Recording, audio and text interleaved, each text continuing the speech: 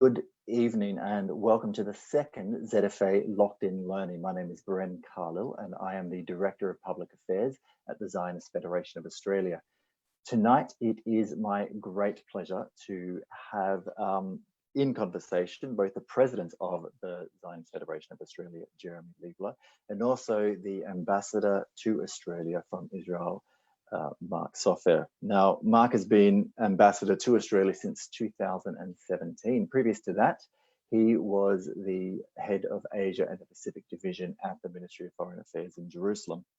He's previously been ambassador to India and to Ireland, and has also served in New York, Norway, and Peru.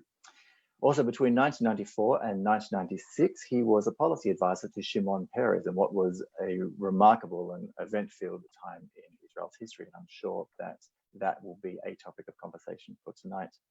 Mark has an MA in political science from the Hebrew University in Jerusalem and a BA in economics and international relations from the London School of Economics. Now, just before I hand you over to Jeremy to start talking to Mark, because of Pesach this week, we're not going to have a midweek Locked In Learning, but this Sunday evening, 1 week from now, we will have another one, and I will talk about that at the end of tonight's conversation. So without further ado, Jeremy. Thanks, Bren and Mark. Thank you very much for joining us tonight for this lockdown learning session under what is really extraordinary times that we are finding ourselves living in. So it's going to be a fluid, relaxed conversation. We're going to take questions from the audience via Facebook, and we'll perhaps just start off. You know, we heard from Bren that you've had posts in all sorts of exotic and less exotic locations, depending on one's perspective.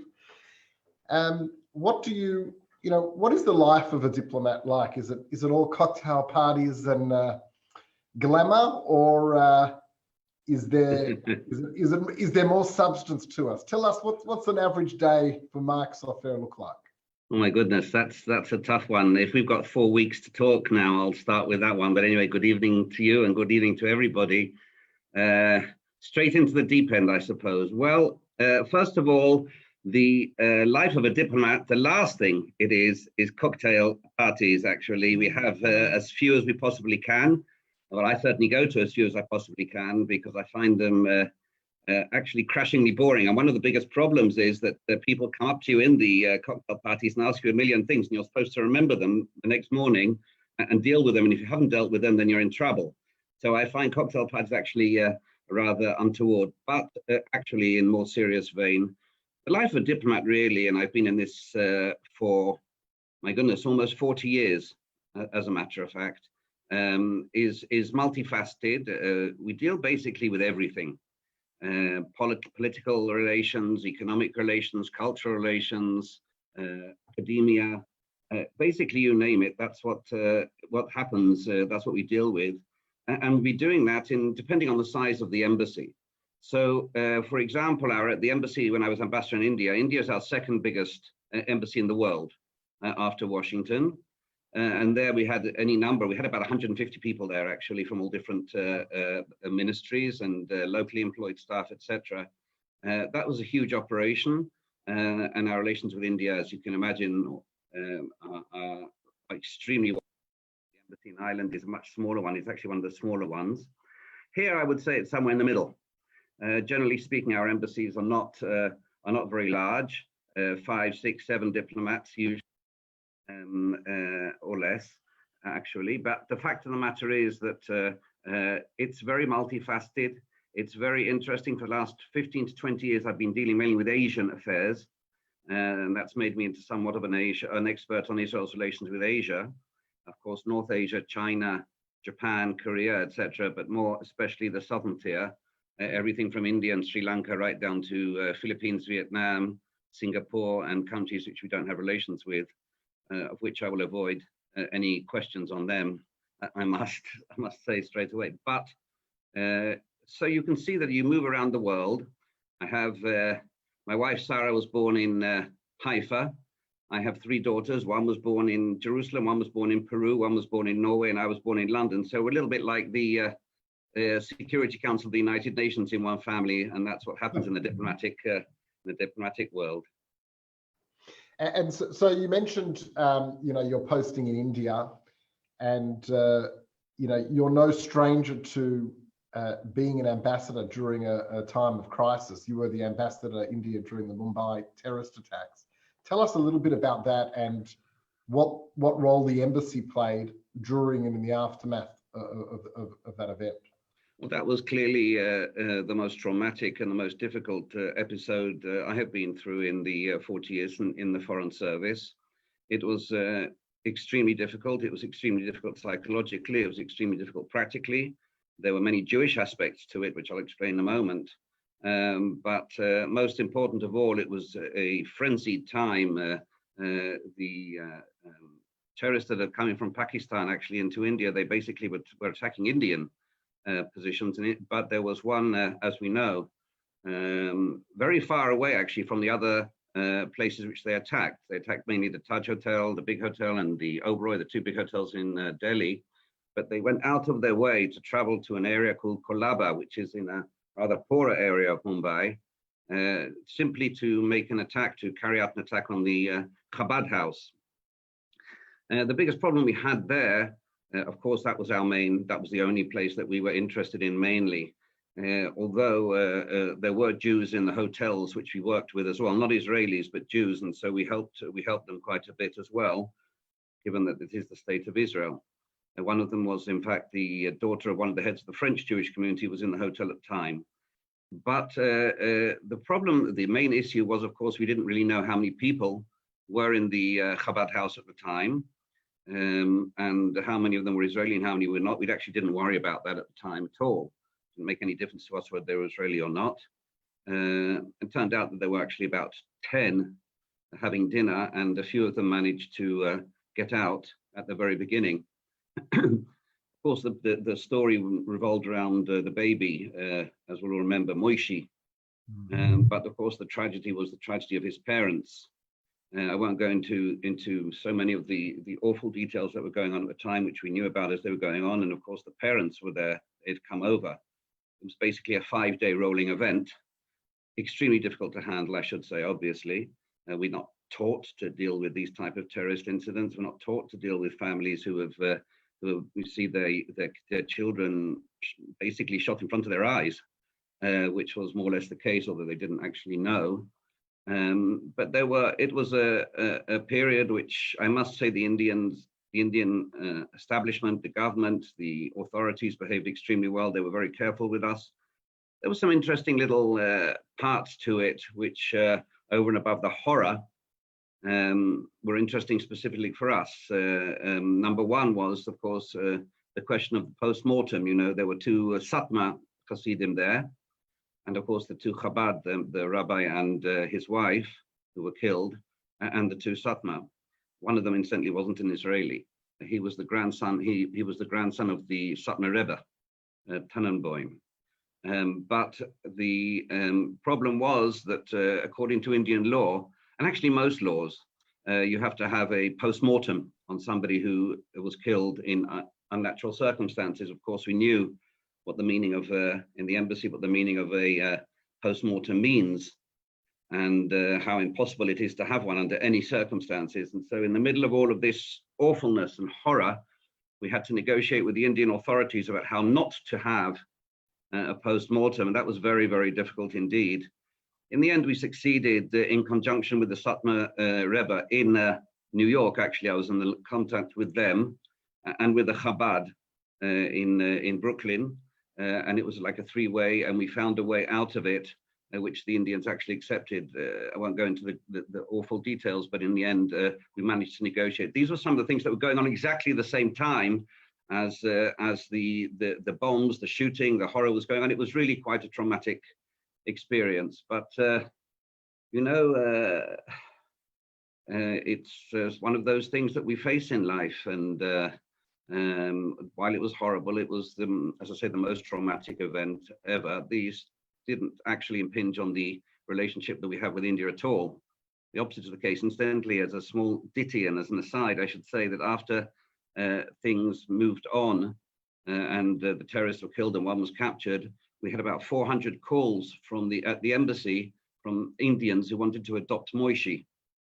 From India. It was actually about 400 non-stop. We had to man the phones and non-stop. Just people wanted to how terrible it was and how they feel for him and how awful. And it was one of those terrible stories. If I recall correctly, the siege went on for some time. And was there a discussion at any point in time about the Israelis actually mounting their own sort of rescue mission or intervention? There was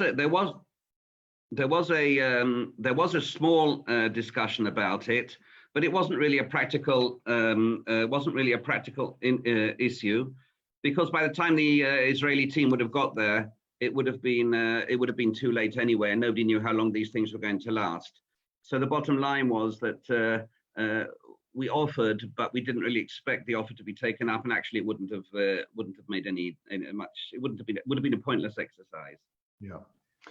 And so the crisis we find ourselves in today, obviously very different to what you experienced there on virtually every level. But I think Australian Jews, have now seen 2 El Al aeroplanes, one land in Perth on a direct flight, another one land in Melbourne. I think we all wish it would be under different circumstances. But I think for a lot of people, it was still very much a special moment for Australian Jews to see El Al landing here.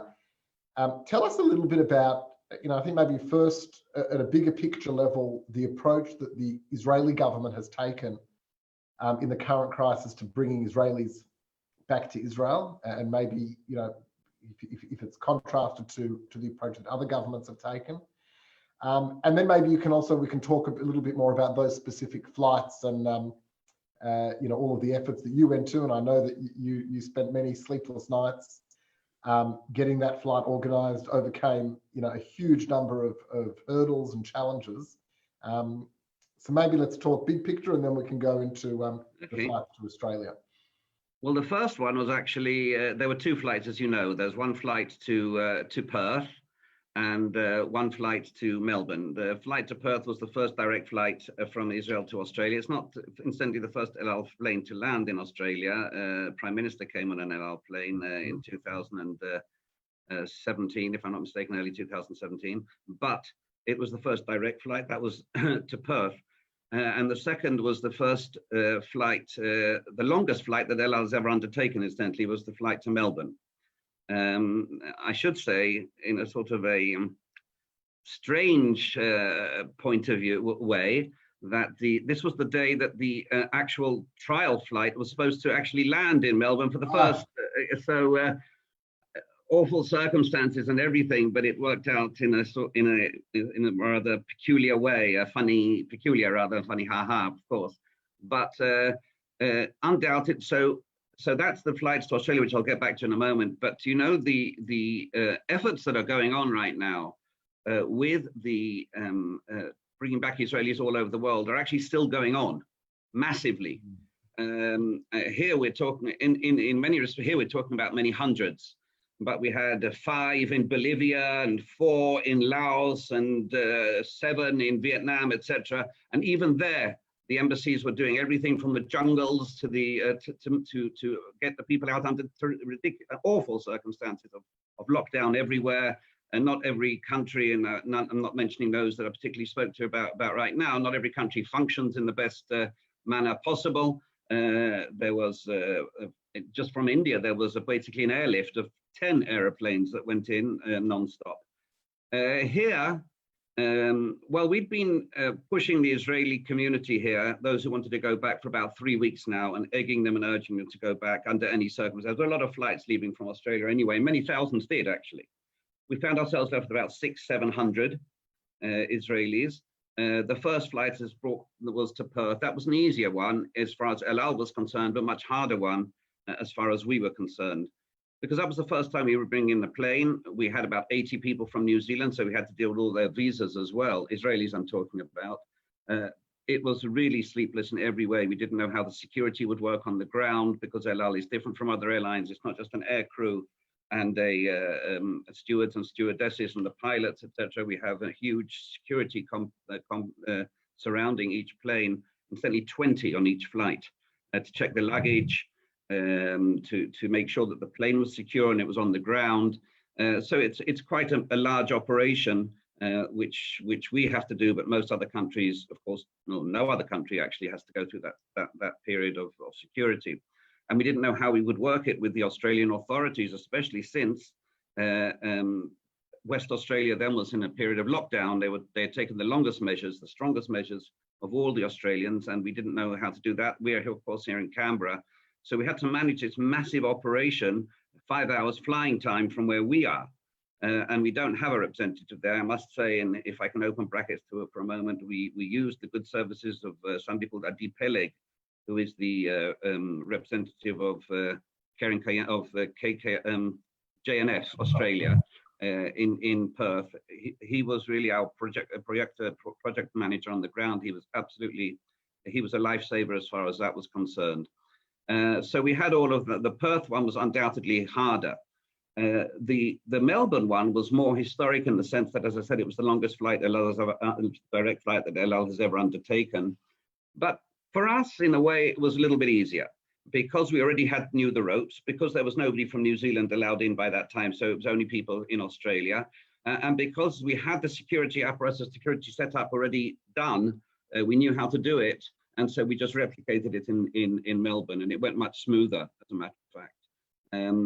I'm also happy to say that we brought back, and you'll know this from the ZFA, from the Massa, but not only from Massa.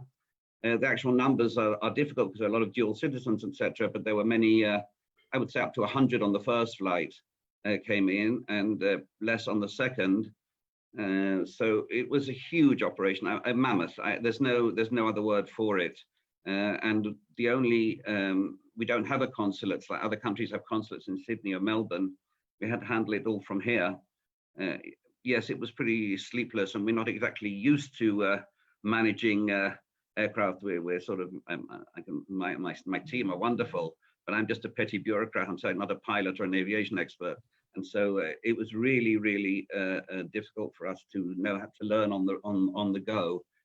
But in the end, we got out in Perth. I think we had 200 or so, 230 that left. And here and there in Melbourne, it was less. The reason it was less was because of the weight problems, the fuel problems. These are technical issues which the RL people were explaining to us, and they even had to refuel in Perth on the way back. But we still have quite a number here, and we're working on how to help them to get back home before Pesach. Yeah, I mean, it really was an incredible feat to pull off, you know, in the circumstances. I know from our perspective, we had, you know, many, I shouldn't say kids, I should say, you know, students, post-high school students who were on their gap year or MASA programs and other programs. You know, many decided to stay, but, you know, many decided to come back as well. And I can tell you for them, it was far more welcome news to find out that El Al was flying on El Al, a direct flight from Tel Aviv to Australia, than to you know, fly halfway across the world with different airlines and risk being stuck potentially in Johannesburg or Dubai if the borders closed while they were traveling. So it was really something special, not just for the Israelis returning to Israel, but just also for the Jewish community here as well. And I suppose maybe that's a good entree to talk about that sort of broader topic. I think Israeli, you know, being an Israeli diplomat is, well, unique in many ways, but in particular because, as I see it from a different perspective, when you're here, you know, you have multiple stakeholders. You have, you know, obviously the state of Israel, the government, but, you know, you are looking out for the interests, and this came through in your comments about the Mumbai attacks. But you look at things not just from the perspective of the state of Israel, Israeli citizens, but of course, you know, we work very closely with you, the Jewish community, and we certainly know that you have our interests at heart as well. Tell us a little bit about what it's like being a diplomat with those sort of, call them two hats, or maybe it's one hat with different shades. But that must be difficult. It must present challenges along the way? Well, you mean working with the Jewish communities presents challenges? I won't answer that one. Of course it doesn't.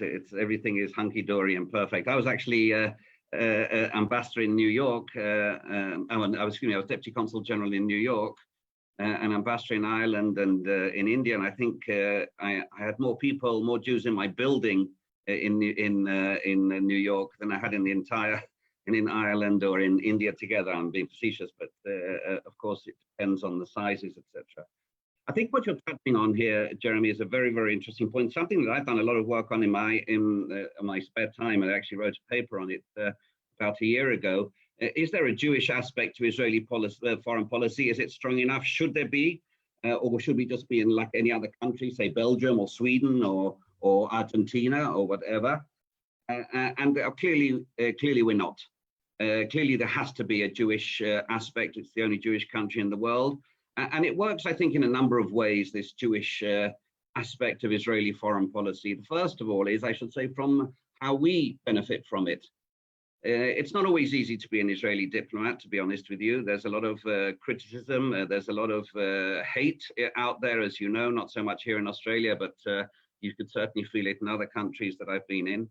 Very, very strong vituperation, very strong vitriol, very strong, all of them, as we know, not lies, but that never bothered anybody at all. And we have all these sort of detractors around from ideological or from the religious reasons or whatever. So point number one is that we sometimes find ourselves, it's happened to me on more than one occasion, that you land in a country where there's a very, very difficult feeling towards Israel. Ireland is a good point. And I don't mind saying that. Ireland has never been a great friend of Israel. We was one of the last, if it was the last country in Europe that opened an Israeli embassy. We couldn't open one beforehand. And there's a very strong critical part to it, part to that. The community there was pretty small, about 1,500 to 1,500 people. That's more or less the same as in Norway. But the bottom line of all of that was that when an ambassador lands in a country, the first, I mean, there is a soft cushion there. The community is not, it doesn't only work the community vis-a-vis Israel, it also works that they open doors, they help you in coming to grips with what's going on the ground, who are the movers and shakers, who are the players. I mean, we've done all the homework beforehand. You never know until you're actually there. I use Ireland as an example. I could use Norway, I could use Australia, I could use any of the countries I've been. There's the affinity between the Israeli embassies around the world and the Jewish communities is two-way street, and it has to be seen as that. There are other aspects, I think, to Israeli foreign policy which have a Jewish or other Jewish aspects to Israeli foreign policy. I think the issue of Tikkun Olam is very much is uppermost in our mind. The whole international cooperation that we do, not only vis-a-vis, it's not only to the Jewish communities. In fact, it's less the Jews than to others. I remember clearly when there was the earthquake in Nepal. I was running the whole Asia division at the time, and we sent over a field hospital. 9,000 people were killed there on the ground, and we had nothing to benefit from that.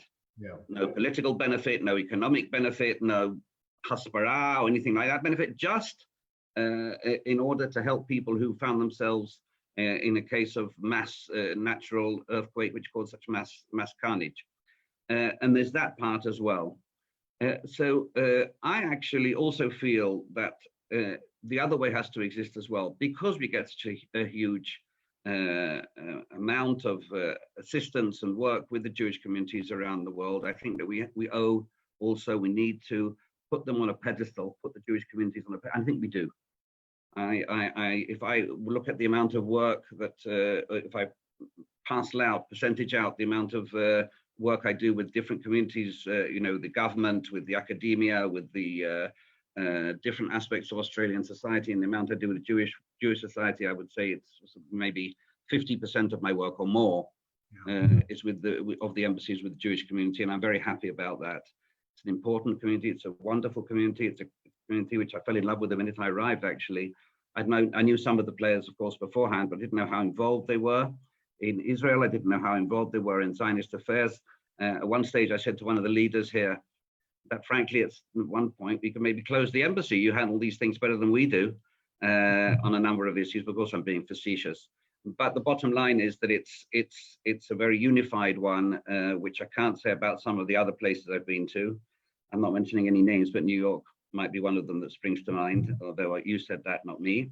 There, the infighting, or let's just say the difficulties within the communities, the organizations, although of course the community in New York is wonderful in every way. The organizations are not detracting in any way from what they do for Israel, what they do for the community. Here it's much smaller, of course, but I think that the work with the Jewish community is not a comfort zone. We don't do it because that's the nice place to be and it's the easy place to be. We do it because the Jewish community and Israel are not cousins, distant, basically brothers and sisters, and we're one and the same, and we operate on the same wavelength. We may not always agree one with the other. That's normal. We don't agree one with the other in Israel, so why should we agree one with the other with the Jewish communities? But I think the dialogue is there. The dialogue is serious. And it's wonderful actually to work with the community here in every way. And as I say, this is after 40 years and a little bit of experience of working with communities around the world. This is, for me, very much the creme de la creme.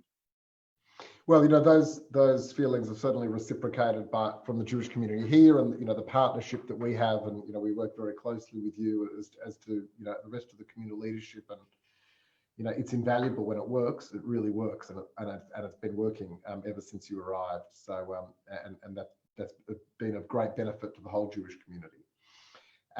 So you've got a unique perspective. You grew up in the UK. So you know, you understand that the Jewish community there. As you said, you've spent time in New York, and have a sense of the Jewish community and Australia as well. And you know, the issue of Israel diaspora relations is something that occupies a lot of my time and my brain space. And I spend a lot of time thinking about and trying to understand, well, where are we headed? Where is the Australian Jewish community headed in terms of its relationship with Israel? And you know, it's no secret that the relationship, certainly between parts of US Jewry and the state of Israel, has been strained, you know, for a bunch of reasons. Some are issues to do with, egalitarian prayer at the kotel, and when the Israeli government reneged on its commitment to fund and create an equal egalitarian prayer space. The relationship between Prime Minister Netanyahu and Trump has, caused a lot of discontent within the US Jewish community, where the vast majority of American Jews do not support Trump, to put it lightly, notwithstanding his strong support for Israel and the many fantastic things he's done, including recognizing Jerusalem as the capital of Israel. And then here we are in Australia, a much smaller Jewish community. Some people say that when the Americans cough, we catch a cold here in Australia. Let's please God that will not be the case in a literal sense at the moment. But I suppose you've got this broader perspective. Do you see Australia as a sort of mini version of the US Jewish community? Are we destined to follow, the trends of assimilation that we see in the US, the sort of the distancing from Israel, the sort of the way in which one's politics, be it left or right, suddenly means translates to the extent of their support for the state of Israel more broadly? We're seeing that in the US a lot. Are we destined for that to happen in Australia, or do you think we are fundamentally a different community? That's a very good question. I think it's a very difficult one to answer, and I probably will. It's my own perspective, and I haven't given it too much of a thought. But I tend towards the answer that there's a huge difference between the community in the United States and the community in Australia, which starts first and foremost from the relative size, and from there everything flows out. So for me, it would be much easier to look at the relationship between the Australian Jewish community and Israel, compare it to, say, the South African one, or the Canadian one, or the British one. To a large extent, the American one is sui generis because of its huge size of many millions, and because to a large extent, it's another center of Jewish of Judaism, in it were, because of its size. I mean, now that there are more Jews for the first time, I think a few years ago, there are now more Jews in Israel than there are in America, but it hasn't been that way for the most of the states. There's been many more in the United States. And I think as a result of that, on the one hand, and the pluralism of American society, which has gone into the Jewish community there, or the different strands of Judaism, each has their own point of view about how Judaism, what it should be, what it is, how it should be practiced, etc. And I certainly won't have a value or judgmental under any circumstances at all.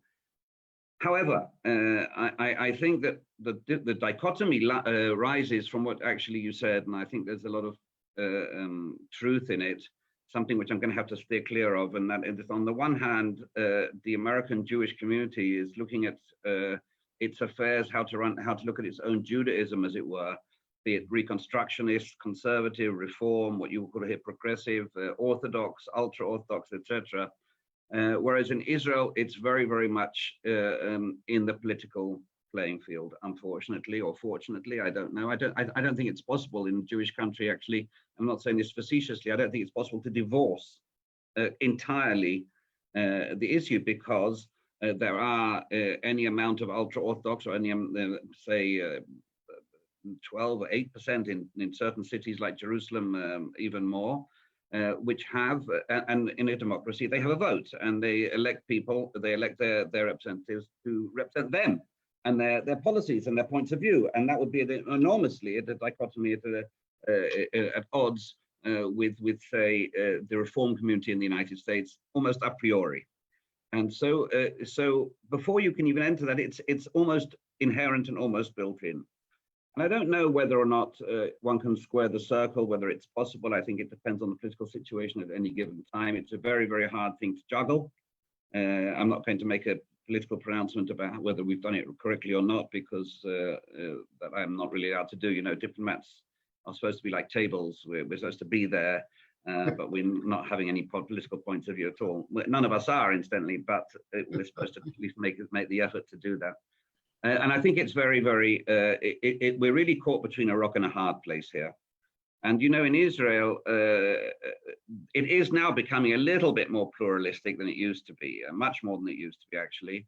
But nonetheless, even though most people, or many, many people in Israel aren't religious, don't go to the synagogue, don't go to Bet HaKnesset, don't go to, except maybe Yom Kippur, the shul, the synagogue that they don't go to is an Orthodox synagogue. And so that's really the majority, the vast majority are, I mean, there are here and there, but the vast, and then you enter into other things which are very, very sensitive in the Jewish religion, marriage, and issues of that nature, which we're in waters which I don't think it's possible ever to find the situation, or right now anyway, which everybody will be happy 100% of the time. I think there may be what we need to find is that as least unhappy people as possible that we can have, because I don't care myself whether somebody's coming from this strand of Judaism or that strand of Judaism. I really don't. It's nothing to do with me, and it's nothing to do with us, and it's their own personal belief system, and that's how it should be. And we do have to find a way to reach out to them. We do have to find a way to accommodate their concerns, and we do have to find a way to make sure that, at least as far as Israel is concerned, even if we're not 100% successful, we're making 100% effort. Have we done everything possible? You know, your answer will be the same as mine. Yeah, look, I think you know, clearly, you know, Israel hasn't done enough, and you know, maybe under different circumstances, you know, there would be a way forward to make progress on that front. It's interesting, we've had a couple of questions on our Facebook feed, which I'll share. You know, someone noted that the issue of the egalitarian press base at the kotel is a festering sore, not just for North American Jews, but for many Australian Jews, and I think that's 100% correct. It's certainly an issue that's come up in a lot of the conversations that I've had with affiliates. You know, I think Australians are probably a bit more nuanced and sophisticated almost in their approach to this, understanding some of the political realities in Israel, but it is absolutely a source of problem. I think, on this issue, and, for those interested, and please feel free to keep the Facebook questions coming from the audience. I think for those interested in this subject, a book that I can highly recommend you read is a recent book by Daniel Gordis called We Stand Divided, which is a whole exploration of the issues between US Jewry and the State of Israel. And he touches on a similar point that you did, which is that, the source of the problem in his view is not, Trump and Bibi Netanyahu and a right-wing government. Yeah, sure, that creates issues where we disagree.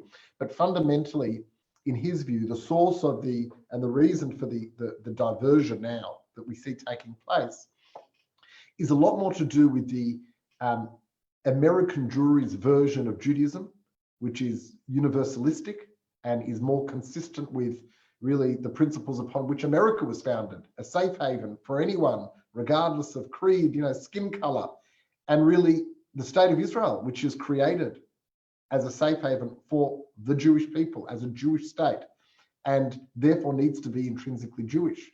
And there is a natural tension there. And at least in Daniel Gordis's view, that's the source of part of the conflict.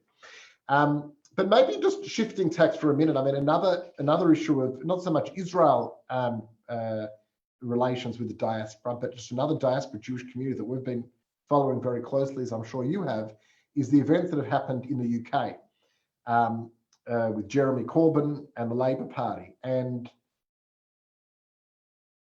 I think for many years, the organised British Jewish community, I think, was perceived by some, at least, and you can tell me if you think this is fair or not fair, but they were perceived as a bit meek and, staying silent too often when really they should have spoken out.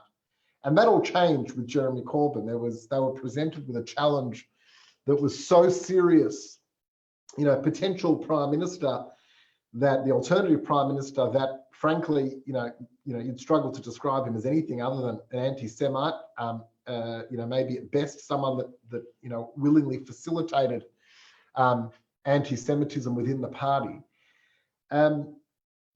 Do you think that there is there still hope in the UK for the Labour Party over there? I mean, there's now been a new leader elected whose name I can't remember, but from what I can see overall, it's considered to be a positive development. But can the situation be resolved? Will the UK Labour Party be a safe place for Jews in the future? Well, that's a number of different points that you brought up in that particular part, Jeremy, and I'll talk about all of them. I think the issue of the kotel, which is what you started with, I think that's central to the whole relationship. I really do, not just the women of the wall, but the whole possibility. The kotel is a universal Jewish holy site, and in the eyes of very many, it's been appropriated. I mean, I can agree or disagree with that by a particular part of it. That might have been a better question. I suppose it was asked of Sharansky rather than me. I don't really want to delve into this issue too much because it's not my field of expertise, and I'll probably say the wrong thing. But I do understand the strength of feeling as far as the issues surrounding the kotel are concerned, and there were attempts to find ways out, and there were ways that were found, but at the end it dissipated because, as we said earlier, the political aspect. Moving on to Britain, I think that the first thing I will say, as somebody who actually my formative years were there, I think what you said, the British community is perceived as being meek. I think this is actually a prime example of where perception and fact are 180 degrees away from each other. If they're one of the strongest communities, one of the most organized, one of the most forthcoming communities, the fact of the matter is that given the nature of the British public and the British body politic, it never really needed to come out into the open and scream and shout Gewalt, because the anti-Semitism that has always been there and is prevalent has never come to the fore in such a massive way. And the minute it did, here is the proof that the perception and the fact are at variance with each other, because the minute it did, there they were. in the streets. And so I'm not sure I agree with the premise, or let's just say I don't agree with the premise. I've seen an article or two, even by Australians about that. And I really actually, as somebody who knows that community, I mean, I have been there for so many years, but I have family, of course, my family there, 100% off kilter, without any doubt. Having said that, they found themselves in a situation which no other Western country had found itself in since the Second World War, and I think we have to understand that. Now we can, and it's not a huge portion of the population. How many? I don't know how many Jews there are left in Britain today, but maybe 200,000-300,000, something like that, out of 55, 60 million, over 60 million people. I mean, it's a tiny proportion. Very well educated, of course, very well inculcated in the society, and suddenly, out of the blue, a major party comes out. Again, we all tried to say it wasn't anti-Semitism. We all tried to think that Corbyn himself was led by this way or that way. But I must say, at the end, it was impossible. When you try to understand that a leader of one of the great, and the great Zionist party of the Labour Party, which is the great, turns out to have such deep anti-Semitic roots, which go right the way up to where they go. I think this was something that really was a shock to everybody, not just in Britain. And actually, I think it was handled well. First of all, it was handled well by not just by the Jewish community, it was handled well by the British people. There's never been such a defeat of a. Now, of course, anti-Semitism wasn't the only issue that kicked him out on with a massive boot where it hurts, but it certainly was one of the main issues on the order of the day. And for that reason, I think that the British public itself saw that this type of racism, this type of bigotism and anti-Semitism is not part of the United Kingdom. I've been reading some of the statements. I'm not an expert on British politics today anymore. I'm not an expert on the relationship within, although I know quite a bit, both from my family and from friends who I have that are still there.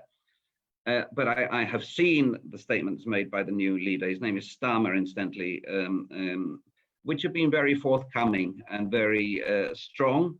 And especially his statements about we're going to kick out anybody who's had any type of relationship with this anti-Semitic approach, which was so prevalent in the Jewish community of the United Kingdom. I mean, in the Labour Party of the United Kingdom. So as a result of that, I think that we can hope to see some change there and back to normalcy. Then everybody will argue: are you a Labour person or are you a Conservative person? But which is fine. That's a normal democratic argument in any society. But not to have an entire community, the Jewish community, which has been so much part of the Labour Party, to find itself alienated to such an extent. And I personally don't believe that he didn't realize it. I personally, I take a very strong point of view, but this is my personal point of view, and I don't know if I'm allowed to have any personal point of views. I think he went right to the top. And when I say to the top, the very top. And you can make the necessary noises and the right noises, but the bottom line is that it wasn't just anti-Israel stuff, which, okay, you can argue or not argue with. It was much, much, much deeper down than that, unfortunately. And some of the statements and some of the murals and some of the pictures and some of the my friend this and my friend that and the bankers and the Rothschilds. I mean, it's not feasible to try and push this aside. And Jewish members of the party all left, except for maybe one or two. Clearly, they didn't. It's not a question of not just grappling with the problem. It might have been worse, agreeing with the issue, and that's what troubles me more than anything else. Yeah, look, I agree with you wholeheartedly. I think it came from the top, and while we may not have understood that at the beginning, anyone that didn't see that by the end, had their eyes closed. Yeah. I think, for us in Australia, at least the way we see it, we look at that, and on the one hand, we think, well, how lucky are we that and I'll make some comments here because I know you won't be able to respond to some of this, but at least from our perspective, how lucky are we that here in Australia we don't have a situation like that. There are always differences of opinion between the two major parties, but there is broad bipartisan support for Israel. It doesn't mean we agree on everything. We don't. But in terms of support for the Jewish community and on Israel, we are very lucky here in Australia.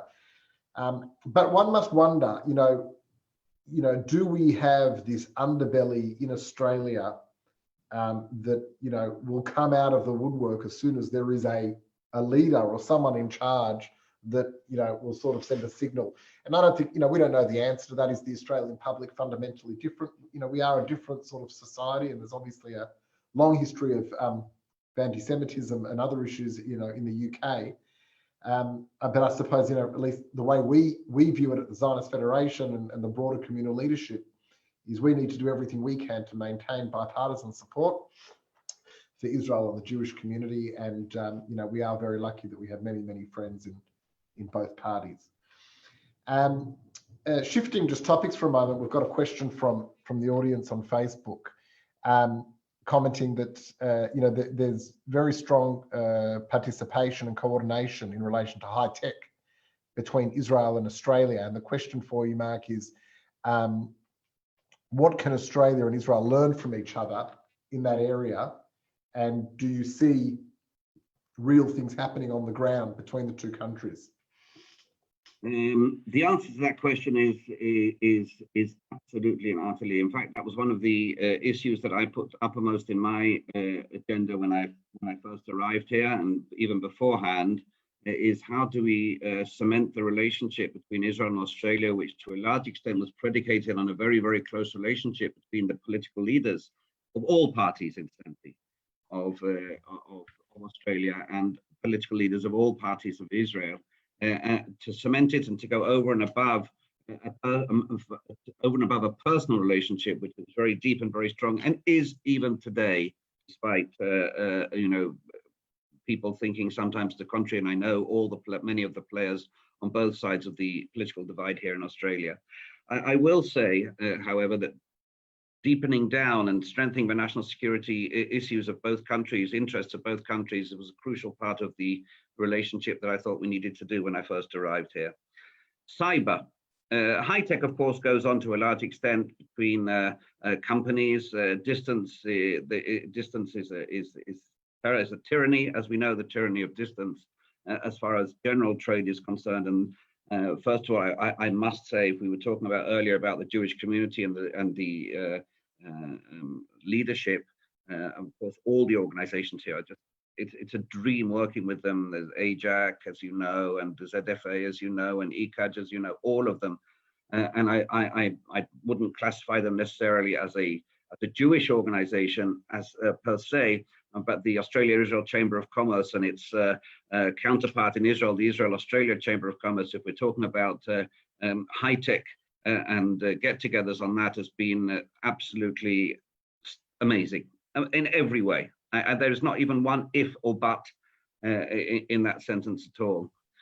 However, what we have tried to do in this relationship, in the high-tech relationship, is to give it a national, a more governmental and a more official aspect to it, that the governments work together, the countries work together as countries, not only businessmen and women working as businessmen and women, because that they'll do without me. And in fact, they'll probably do it better without me in the first place.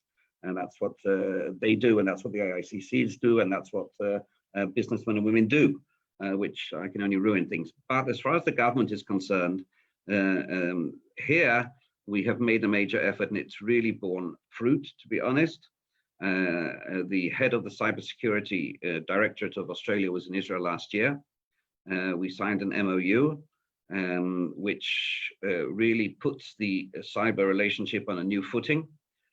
Unfortunately, because of a number of things, the bushfires didn't help us in any way, and now, of course, we're all in lockdown or whatever, and the relationships of this nature are almost impossible to advance right now. But this relationship of cyber in the fields, because actually this is a battle we cannot afford to lose. I can today stop hospitals functioning, banks functioning, cars driving in the street by flicking a switch in, say, North Korea. It really, we cannot afford, our whole lives are based around this. This is the new front, the new era. And again, I'm not one of these who deals with sort of blatant hasbara or blatant, information campaigns, but Israel has about 20 to 25% of the world's cybersecurity capacity and capability. Australia has some wonderful resources here as well, companies in the government as well. And so there was a sort of a natural fit. And that natural fit is now moving ahead. As I say, it's been stymied a bit, it's been come to a standstill, but definitely the high-tech aspect of it, if that's what the question I was asking, is a central part of this relationship. It's incidentally not only governmental, we're doing a lot of work, actually amazing work, also with the help of many of the Jewish community, as a matter of fact, in the academic world. The relations between the University of New South Wales, for example, the University of Monash, the University of Melbourne University, Queensland University, etc., etc. These are all high-tech dedicated, mainly high-tech dedicated interactions we have, which actually are much, much more than I thought they were. Not all of it I knew. And only when we began to delve deeper and deeper and deeper, we found that the relationship between the academic institutions, of which there are some wonderful ones here in Australia, and we have some wonderful ones as well, is actually going on extremely, extremely well. So we are trying to open doors there, and we've succeeded. Not just recently, there was 17 university heads and vice presidents, and vice chancellors and chancellors, etc., who went to Israel, 17 in one go. They all paid for themselves, incidentally, which shows the depth of willpower, of wish here in Australia to work with academia in Israel. And we've had, I think, the head of almost since I've been here, which is 2.5 years, the head of every single university, I think, almost has been to Israel, to Australia, almost every single one. And so there's a lot going on in different parts of that. Always we have to do more. We can always do more. I'll be honest. I know you never leave a diplomatic posting. This will be my 6th, with a feeling of, oh, I've accomplished, what I wanted to accomplish. I've never seen that happen. You always feel, I should have done more on that. Oh, I should have done more on that. And you always feel a sense of frustration, because in many respects, it's a work in progress. And I'll be replaced by somebody, and he or she will be replaced by somebody, etc., etc. So it's one after the other. And so you'll always feel that sense of frustration. I will as well. Having said that, I think that this relationship is deep, it's profound. We deal with the real issues, not little silly little niggly political issues of this nature or that nature, which we have to deal with as well. But nonetheless, Australia's behavior vis-a-vis Israel in international fora is almost unparalleled in the international community. Its voting patterns, you say you're the lucky country. Yes, we are the lucky country that we have a country like Australia on our side. It's almost impossible to find one vote that I have seen, and since I've been here, that Australia hasn't voted in the right way. Yeah. Of course, you can argue with this traditional vote on this issue, on this unimportant issue, that unimportant issue, or this important issue, but which nothing is 100% perfect. We always have to strive for more. But compared to anywhere else in the world, I think we have a lot to be thankful for here, and I've been very lucky in that respect. Yeah, look, I think that's right. And on cyber security, we witnessed it firsthand in October when we were in Israel together with John Howard and Wayne Swan and other former politicians, and to see their reaction when they understood the depth and level of sophistication in Israel on cyber security, it sort of blew them away. I think we'll wrap up, and just maybe one final question. That also came from the audience, and you mentioned before, and Brent mentioned when he introduced you, that you were an advisor to Shimon Peres. Is there a story or an insight or something into his character, personality that you can share with us, just to give us a bit of a sense of the man? Oh my goodness! First of all, Achimot Kedoshim Emor. He's passed away, so I have to think of something which will be very, very positive rather than very, something in the middle. But I think to a large extent, without going into a specific story, I've got so many. I worked with him for about 3 or 4 years, 4 years actually. And it was during a very important time of the relationship. It was the time of again, people can agree or disagree. It was the time of the Oslo peace process. I was a professional diplomat, I should say, rather than coming from the political aspects of it. I think Peres, you can sum him up by saying that he was probably the greatest maybe statesman that Israel had.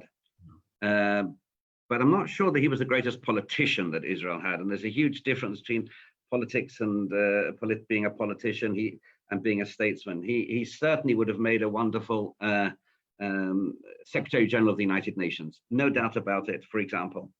Did he know how to play the different parts of Shas against the Agudat Israel, the ins and outs? He did, but that wasn't his forte in the sense of elsewhere. I do remember one thing. I should say this. He was a bit blasé about himself. He didn't realize how famous he was, or he sort of wanted to be sort of modest about it. But I remember once we were in Uruguay. I mean, you almost can't get further away from Israel than Uruguay. I don't think there's anywhere in the world that's further away than Montevideo. And we went. He wanted to walk around. He went into the underground, the subway, to go. Just wanted to see how regular people think. We went into just any subway that there was. A lot of security. And every single person in the subway recognized him. There wasn't one. Oh, Shimon Peres. No, nobody expected him to come in at that time. This was like miles away. When was the last? Now I said to him, listen, he actually basked in this like sunlight. But the bottom line is that how many politicians in the world can get into an underground station, into a subway on the other side of the world, and everybody will recognize them? I mean, maybe you say Trump's haircut, but he wasn't prime minister either. He was foreign minister. And I think that says really what the man was. He was you can agree or disagree with his politics, and they changed as well. But the bottom line is he was a great man. He did wonderful things, what he really believed in for the state of Israel. Wasn't always recognized for that. He was a great president of Israel after that as well. And I think, that he in many respects, his story is the story of the state of Israel. So yes, and that was a very fascinating period for me. It reminds me, back in October, when we were in Israel, we took the delegation with John Howard to the Peres Center, and Peres's daughter took us around, and we sat in his office. It was his office before he died, and I'm standing with her and John Howard, and she's pointing to on the shelf the Presidential Medal of Freedom that George W. Bush awarded to Peres, and she's going on that he's one of only a handful of world leaders that received the Presidential Medal of Freedom. And John Howard, in a similar vein, in his modest self, didn't utter a word until eventually I turned around and I said, "Well, you're standing next to the other world leader who received that very same medal," which was it was quite a special moment. Mark, thank you very, very much for your time tonight. It was a fascinating conversation. Really appreciate it, and thank you to everyone who watched and will watch, and we will look forward to trying to find other interesting lockdown learning sessions while we're living through this difficult period. Thank you very much, Jeremy, and Chag Sameach to everybody. Unfortunately, this year we can't do a Kol Dichvin because we're all in our own homes, but everybody should have a wonderful Pesach, however they celebrate it. And it's been wonderful speaking to you this evening, and I look forward to a lot more interaction when we can with the Jewish community here in Australia. Thanks, Mark. Mark, thank you. Jeremy, thank you too. As Jeremy was just saying, we are organising another lockdown learning session. Because of Pesach this week, it won't be one midweek, but we are having a lockdown learning session this Sunday evening. The guest of honor will be Dov Lipman. Now, Dov is the author of 7 books about Judaism and Israel, and he's an ordained rabbi and has also got a master's in education from Johns Hopkins University. You might remember that he visited Australia as a guest of the ZFA in 2016. Well, he was elected in 2013 to the Knesset to represent the largely secular Yesh Atid party, but now he's a regular commentator on TV. He works with honest reporting, and he's been at the forefront of combating religious extremism in Israel and as a leader in efforts to create Jewish unity both in Israel and around the world. And for those reasons, among many others, I think he'll be the perfect speaker for next week's lockdown learning session in the midst of Pesach week. So we will put the details about that on our Facebook page in the coming days. So thanks once again to Mark and Jeremy. Thanks to everyone listening and watching in the audience. And it just remains to wish everyone a very safe, a very happy, and a very healthy Pesach. Good evening. Thank you.